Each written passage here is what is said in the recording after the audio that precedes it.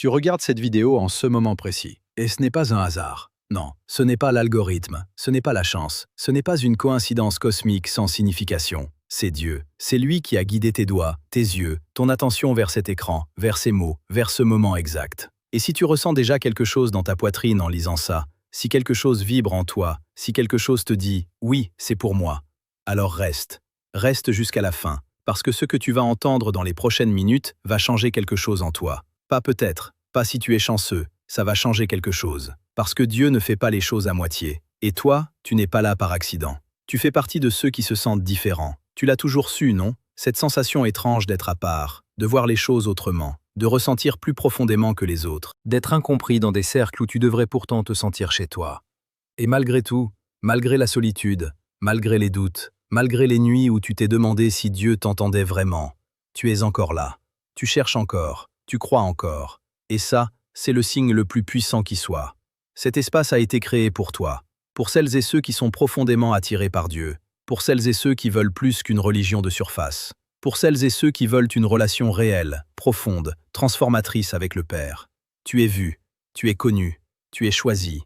Abonne-toi maintenant, active la cloche, parce que ce que Dieu va faire dans ta vie dans les 72 prochaines heures nécessite que tu ne rates rien de ce qui vient. Aujourd'hui, les 72 heures commencent. Maintenant, pour toi. Qui es-tu vraiment, élu? Laisse-moi te poser une question que personne ne t'a jamais posée franchement. Une question que les gens autour de toi évitent peut-être, parce qu'ils ne comprennent pas vraiment ce que tu vis.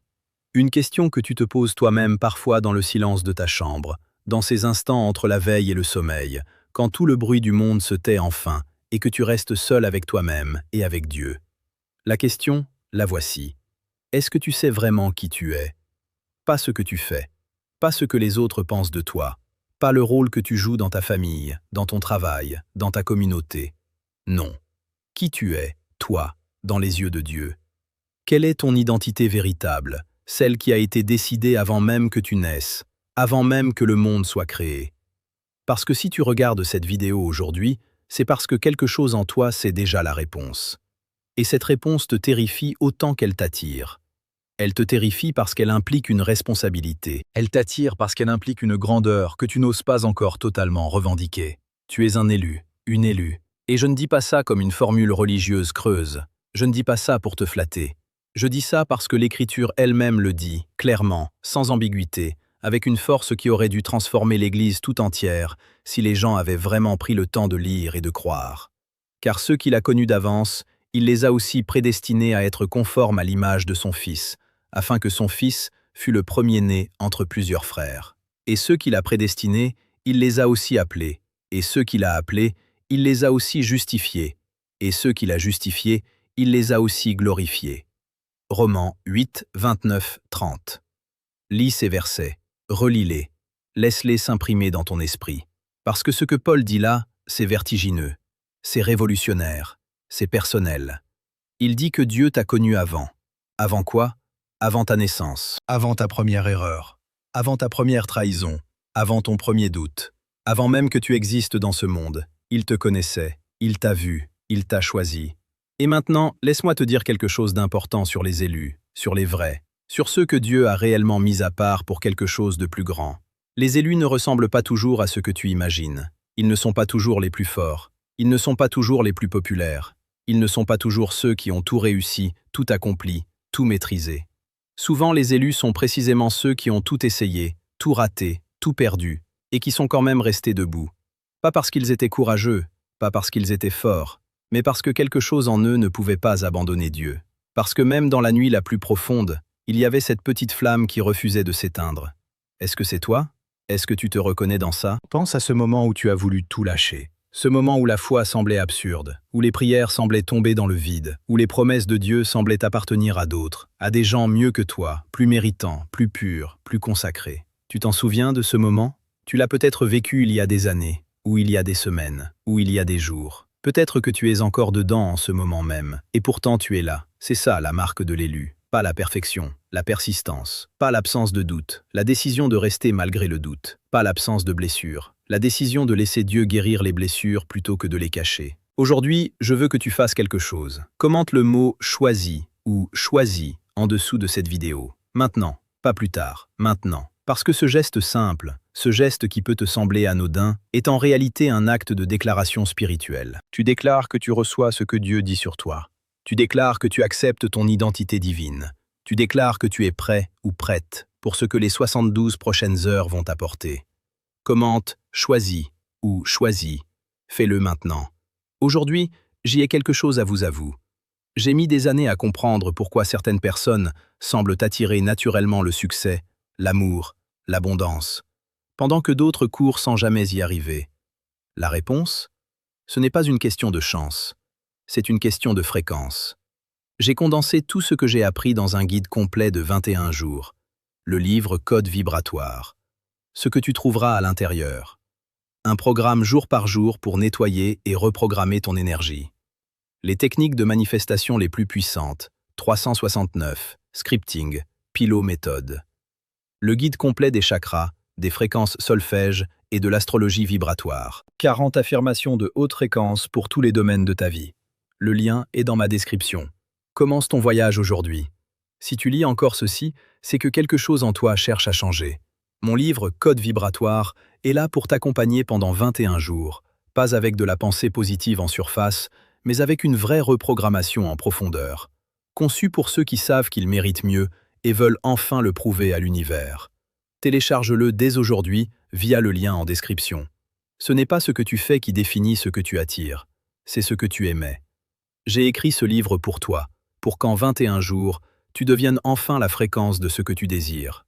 Code vibratoire, lien en bio. Ne laisse pas passer cette opportunité de transformer ta vie. Depuis que j'ai partagé mon guide avec mes premiers lecteurs, les retours sont incroyables. Des personnes qui bloquaient depuis des années sur leur situation financière, leurs relations, leur santé, ont commencé à voir des changements réels après quelques jours seulement. Pas de magie, juste une méthode sérieuse, construite sur la science des fréquences, la psychologie de l'abondance et des pratiques spirituelles ancestrales. Le code vibratoire est disponible maintenant. Si tu es prêt à changer de fréquence, il est temps. Lien en description ou dans la première commentaire. Épingle. Les 72 heures qui changent tout.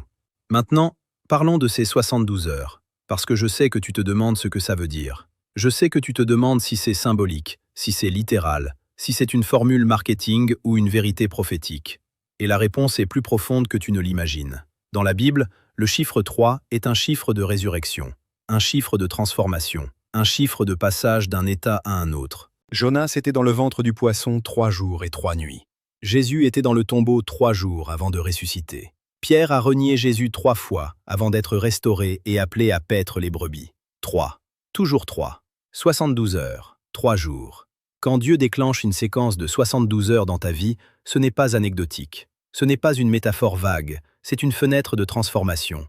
C'est un portail entre ce que tu étais et ce que tu vas devenir. C'est le moment où le ciel s'aligne avec la terre dans ta situation personnelle, dans ta vie précise, dans les détails de ton quotidien. Et ces 72 heures, elles ont commencé. Pour toi. Maintenant. Comment est-ce que je le sais? Parce que Dieu ne m'a pas révélé un calendrier universel. Il n'a pas dit « le 15 de ce mois pour tout le monde ». Non.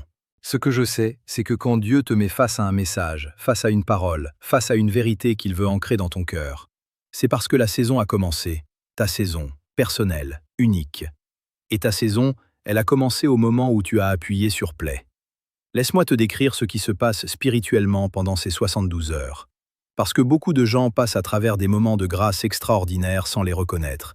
Ils sont trop distraits, trop occupés, trop encombrés par le bruit du monde pour entendre le murmure du ciel, et ils ratent le moment. Ils laissent la fenêtre se fermer. Pas parce qu'ils ne voulaient pas la grâce, mais parce qu'ils ne savaient pas la reconnaître. Toi, aujourd'hui, tu vas savoir. Parce que je vais te le dire clairement. Dans les 72 prochaines heures, Dieu va travailler dans 3 dimensions simultanées de ta vie. Première dimension, l'intérieur. Il va toucher quelque chose dans ton cœur, dans ta façon de te voir, dans la relation que tu as avec toi-même. Il va t'apporter une révélation sur qui tu es vraiment, sur la valeur que tu as dans ses yeux, sur le fait que tes blessures ne définissent pas ta destinée. Tu vas sentir quelque chose se dénouer, quelque chose que tu portais depuis longtemps, quelque chose que tu avais appris à gérer plutôt qu'à guérir. Dieu va y toucher. Deuxième dimension, l'extérieur. Tu vas voir des signes dans ton environnement. Des coïncidences qui ne sont pas des coïncidences. Des conversations inattendues. Des portes qui semblaient fermées qui vont montrer un signe d'ouverture. Des personnes qui vont réapparaître dans ta vie au bon moment. Des situations qui semblaient bloquées depuis des mois, des années parfois, qui vont commencer à bouger. Pas forcément de manière spectaculaire, parfois subtilement. Mais si tu es attentif ou attentive, tu verras. Troisième dimension, le spirituel. Ta connexion avec Dieu, ta vie de prière, ta capacité à entendre sa voix. Quelque chose va s'approfondir, quelque chose va s'ouvrir, comme si une porte dans le ciel s'entr'ouvrait et que la lumière commençait à filtrer différemment. Tu vas avoir envie de prier, tu vas avoir envie de lire, tu vas avoir envie de te prosterner. Ce n'est pas une discipline que tu vas t'imposer, c'est une fin que Dieu va allumer en toi. Maintenant, voici ce que je te demande de faire. Pour activer cette prière sur ta vie, pour que les 72 heures commencent vraiment à opérer dans toutes ces dimensions, commente les mots « 72 heures, maintenant » en dessous de cette vidéo. Ces 3 mots, écris-les, envoie-les.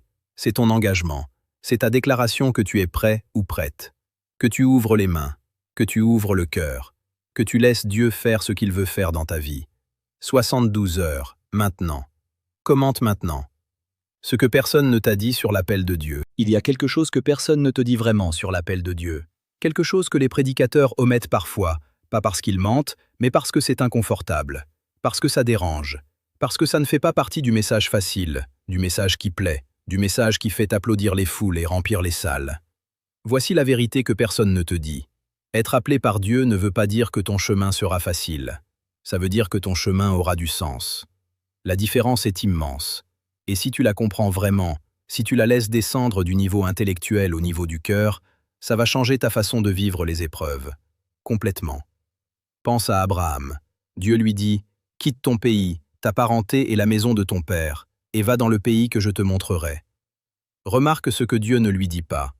Il ne lui dit pas le nom du pays. Il ne lui dit pas la durée du voyage. Il ne lui dit pas les difficultés qu'il va rencontrer. Il ne lui dit pas que sa femme sera stérile pendant des décennies.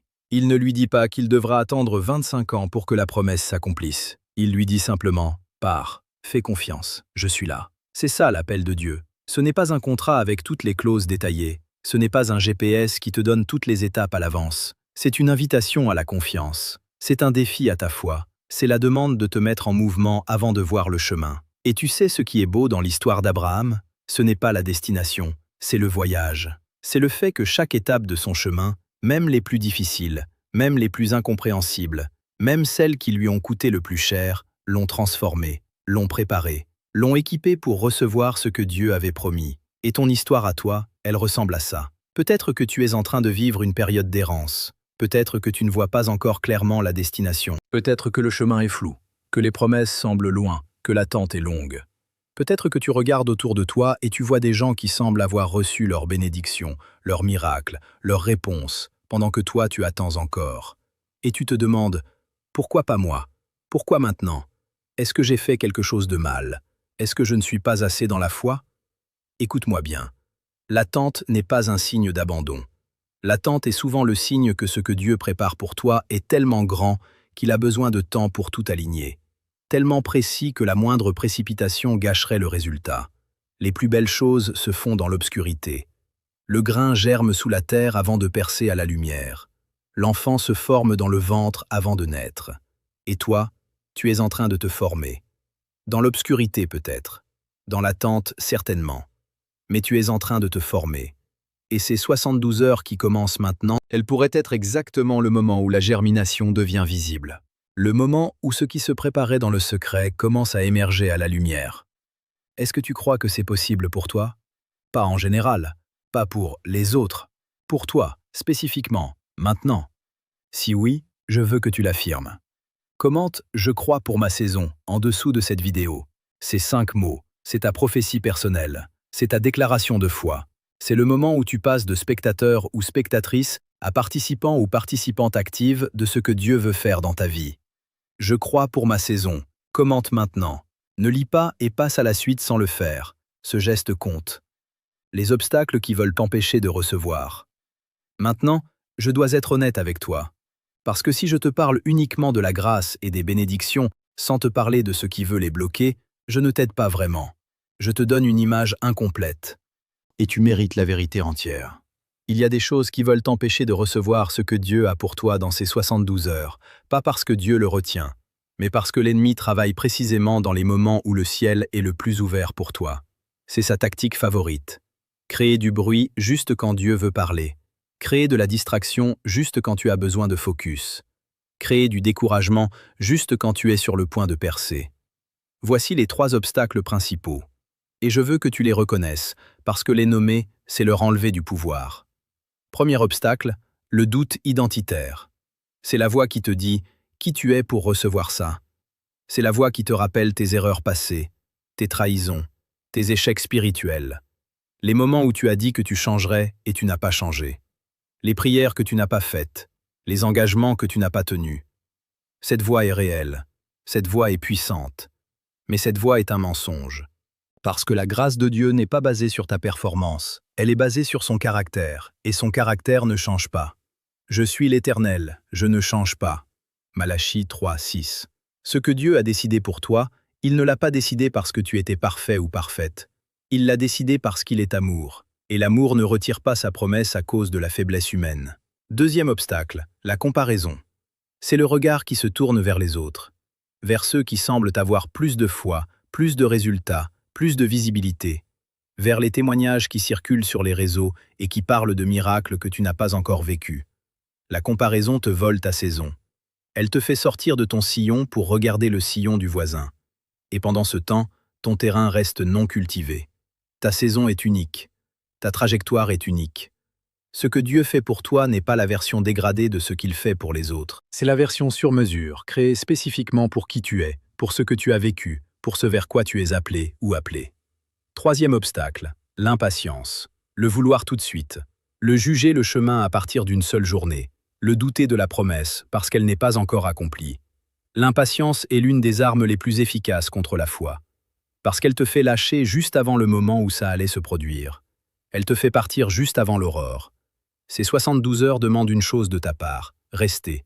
Rester dans la foi, rester dans la posture d'attente active, rester dans la prière, rester dans la confiance. Même quand tu ne vois pas encore, surtout quand tu ne vois pas encore. Commente « Je reste en foi » en dessous de cette vidéo. C'est ta déclaration contre le découragement. C'est ton engagement à traverser les 72 heures jusqu'au bout, sans abandonner, sans douter, sans comparer. Je reste en foi. Fais-le maintenant. Aujourd'hui, j'ai quelque chose à vous avouer. J'ai mis des années à comprendre pourquoi certaines personnes semblent attirer naturellement le succès, l'amour, l'abondance, pendant que d'autres courent sans jamais y arriver. La réponse ? Ce n'est pas une question de chance, c'est une question de fréquence. J'ai condensé tout ce que j'ai appris dans un guide complet de 21 jours, le livre Code vibratoire. Ce que tu trouveras à l'intérieur. Un programme jour par jour pour nettoyer et reprogrammer ton énergie. Les techniques de manifestation les plus puissantes. 369, scripting, pilométhode. Le guide complet des chakras, des fréquences solfège et de l'astrologie vibratoire. 40 affirmations de haute fréquence pour tous les domaines de ta vie.